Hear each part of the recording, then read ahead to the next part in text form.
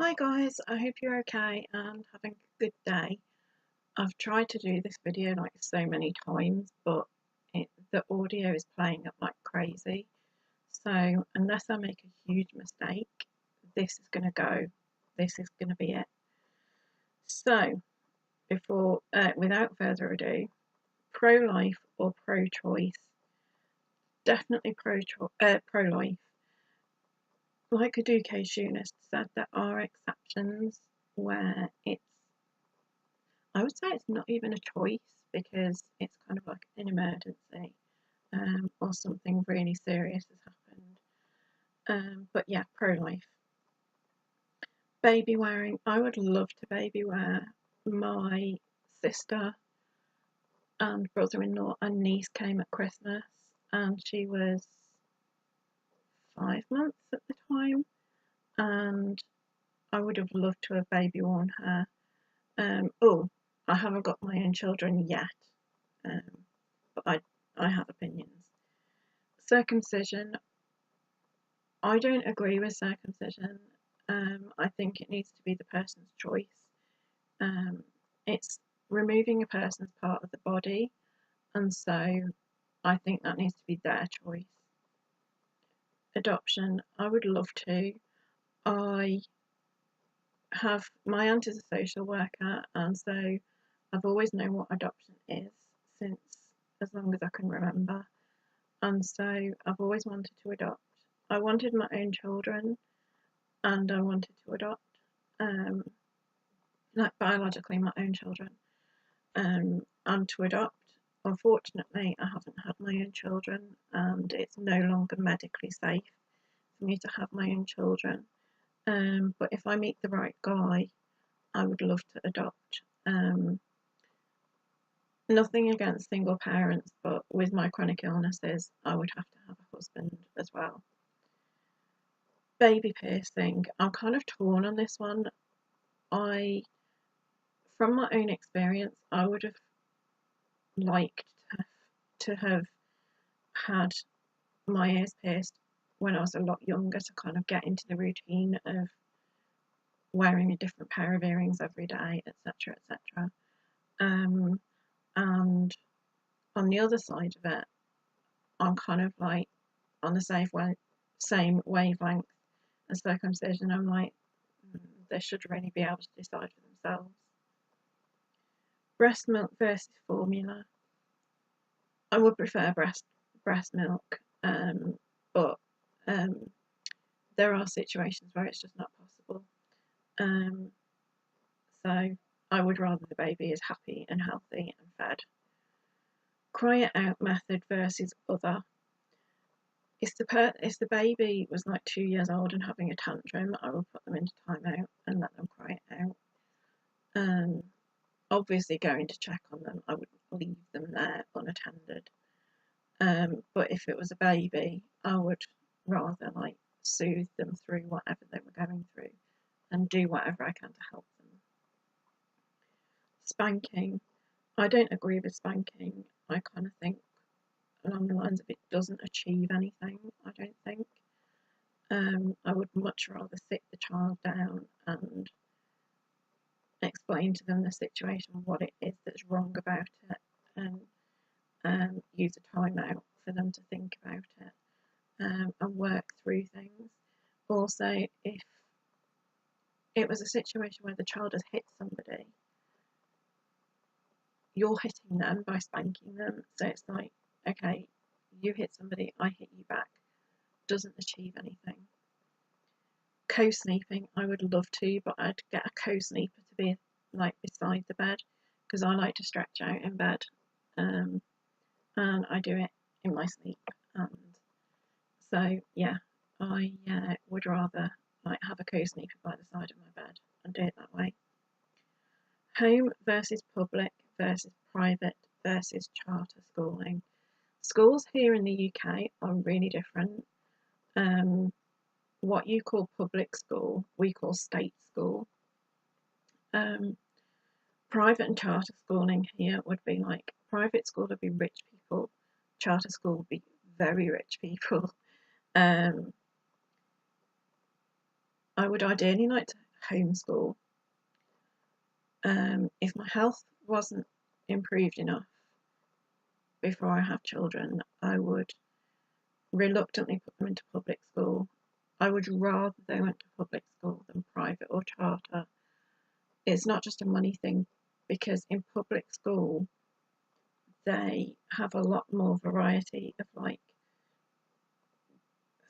class and culture and backgrounds of people, and so there's a lot more variety. But ideally I'd like to homeschool, because in our state schools there's stuff that I don't agree with.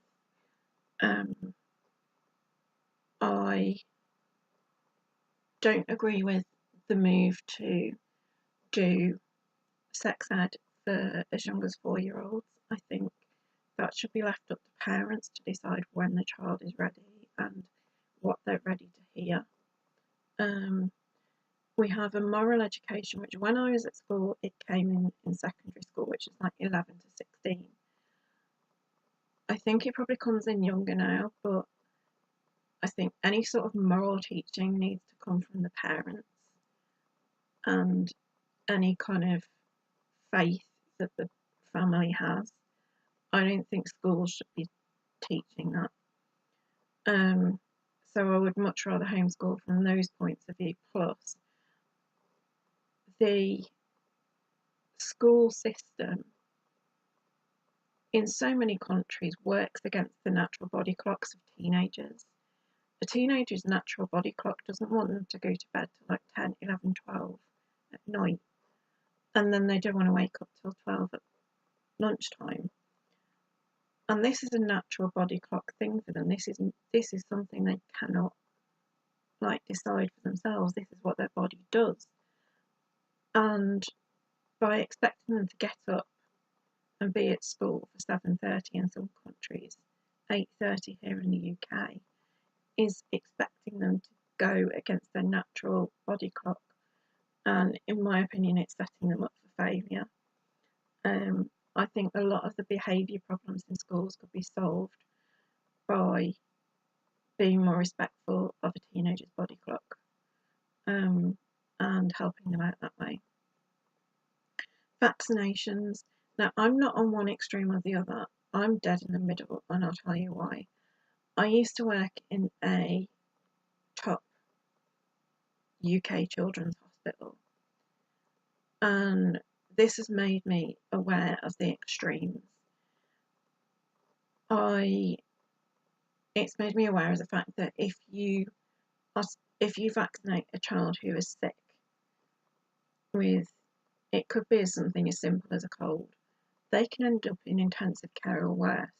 If you vaccinate a child with more than 3 immunisations, I'll explain that in a minute, immunisations at a time, they can end up in intensive care or worse.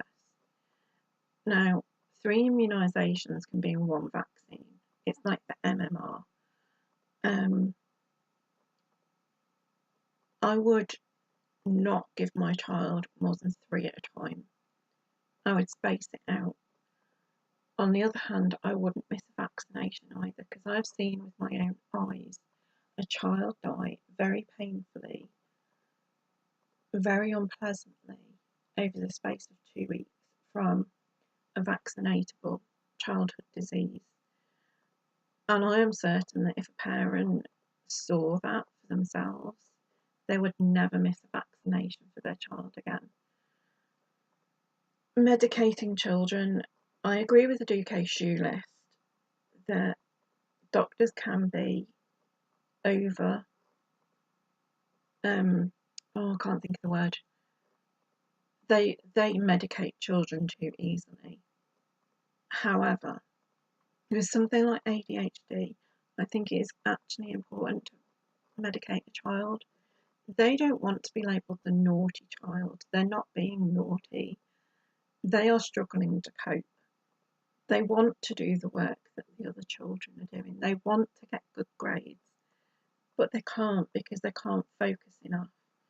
So I would actually medicate them to help them be able to focus and to do what they actually do want to do.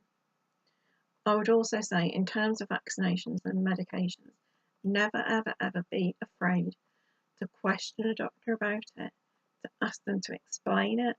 If you don't understand it, say so. If you disagree with something, say so. I don't know if you saw, and I don't know if you're aware of Jess Pham. That's her channel name. Jess, Jess, Pham. She actually confronted a doctor who tried to force her to vaccinate her sick child and basically told them no. And I have a lot of respect for her, because a lot of parents wouldn't have that confidence. But doctors get it wrong too. Doctors make mistakes, and unfortunately, especially in the US, doctors like to vaccinate on their schedule, bang, bang, bang, bang, bang. And it's not, I don't see it as healthy. I've seen both extremes of no vaccines and too many vaccines, or vaccines when a child's ill. There needs to be a balance. Cloth versus disposable diapers, disposable. Even if I'm well enough to have, to adopt in the future, I don't see me having the time or the energy for cloth. Store-bought food versus homemade baby food. I'd have a mixture of both. Like, if I was going out somewhere, it'd be nice to have a pouch of something. I like Ella's Kitchen, which is a UK brand. It's organic and it's literally what it says on the packet. And so, yeah. But I'd also like to do baby-led weaning, where you just give them a piece of banana, a decent sized piece, so they can't choke on it, and they just explore the food. I feel like exploring the food is good for them. It helps them with the whole, having that experience of food helps them with the confidence around food, the enjoyment of food, etc., etc. So yeah, that's my thoughts on controversial parenting tag. Thanks for watching, and I'll see you again soon. Bye.